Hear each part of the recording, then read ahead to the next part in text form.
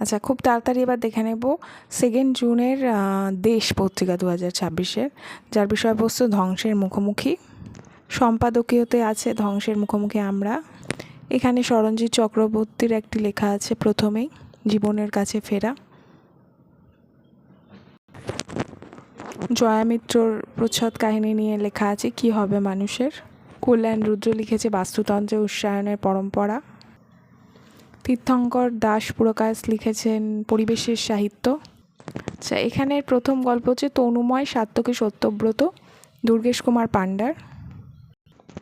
কিভাবে একটা চরিত্রের মধ্যে একজন নিজেকে খুঁজে পাচ্ছে এবং সেই গল্পের একটা অংশ হয়ে উঠছে, এই নিয়েই গল্পটা। তারপরের গল্প অমল তাস। এখানে একটি ছেলের ভালোবাসা উঠে আসবে এবং একটি মেয়ে, সে অমল তাস ফুল চাইবে, সেই ফুলটাকে সে কোথায় আবিষ্কার করবে তাই নিয়ে একটি গল্প।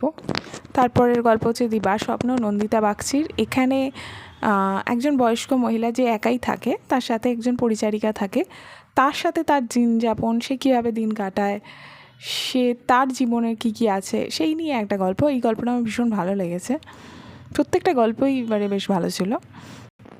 এখানে সীমন্তনী ভট্টাচার্য একটি প্রবন্ধ লিখেছেন মরণ বল্লরী। আর শেষ কথায় আছে পার্থপ্রতিম বিশ্বাসের একটি লেখা ভয়ের গেরোয় আটকে ভরসা। তো এই ছিল 2রা জুন 2026-এর দেশ।